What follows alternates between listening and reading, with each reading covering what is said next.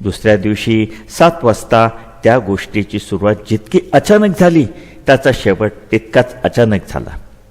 असाच 10 लोकांचा जत्था मुंडाची पालमच्या त्या विहिरीजवळ आला. त्यांच्याकडेही माशांनी भरलेल्या टोपल्या होत्या. त्या त्यांनी खाली ठेवल्या व विहिरीतले पाणी पिण्यासाठी ते ओढू लागले आणि तेथे विसावले. बरोबर स्त्रिया असल्याने त्यातल्या एक पुरुषाला मूत्रविसर्जनासाठी जरा दूर झाडाआड जावे लागले आणि अचानक आकाशातून पडल्यासारखा तो पिवळा जर्द काळ्या पट्ट्याचा वाघ तिथे अवतरला. त्या माणसाला घेऊन अदृश्य झाला.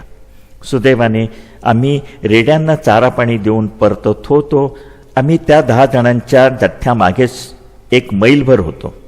आम्हाला ते 9 जण भेटले आणि त्यांनी ती दुःखद बातमी आम्हाला दिली. त्यानंतर आम्ही धावत विहिरीपाशी आलो.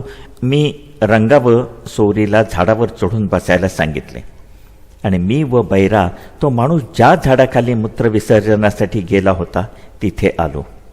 रायफल खांद्याला लावूनच प्रत्येक इंच आणि इंच आसपासचा परिसर आम्ही न्याहाळत होतो.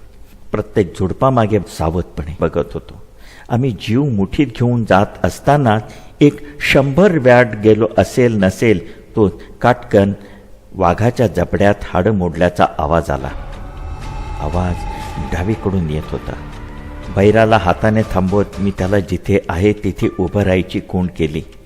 अशा प्रसंगी बरोबर कुणी माणूस असला तर ते तितकंच धोकादायक व निष्कारण जबाबदारीचं कारण होऊ शकतं. जंगल शांत होतं, निस्तब्ध होतं. आता चावल्याचा, चघळायचा व हाडं मोडल्याचा आवाज अधिक स्पष्ट येऊ लागला. मी अत्यंत सावधपणे रायफल खांद्याला लावून एक पाऊल अत्यंत सावकाश पुढे टाकत होतो. न जाणो एखाद्या सुकलेल्या काटकीवर व पानावर माझा पाय पडून आवाज व्हायचा व वाघ सावध व्हायचा. साधारण 15 यार्ड पुढे यायला मला खूप वेळ लागला. तिथे मला तो दिसला. त्याच्या भक्ष्यावर उकिडवा बसला होता आणि ताव मारत होता. मला पाहताच तो उठला आणि त्याने माझ्याकडे बघितलं. त्याच्या तोंडात त्या माणसाचा तोडलेला हात होता. त्याने तो तोंडात आडवा धरला.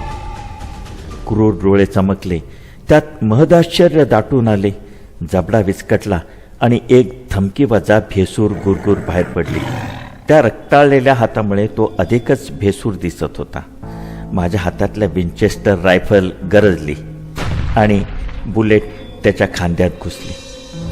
तो मानवी हात त्याच्या तोंडातून खाली पडला. त्याने एक भयानक गर्जना करीत पुढे झेप घेतली. दुसरी गोळी त्याच्या हृदयात घुसली आणि त्याची धडधड थांबली. जिथं त्यानं पहिला बळी घेतला होता तिथंच त्या मुंडाची पालमच्या नरभक्षकाचा बळी गेला होता. नक्कीच तो मूळतः एक क्रूर वाघ होता आणि काही कारण नसतानाच अपघाताने नरभक्षक बनला होता. माझी काळजी करत माझी पत्नी त्याच दिवशी मला भेटायला आली आणि तिने मला स्पष्ट सांगितले, तुम्हाला एक पत्नी व एक कुटुंब आहे हे लक्षात असू द्या.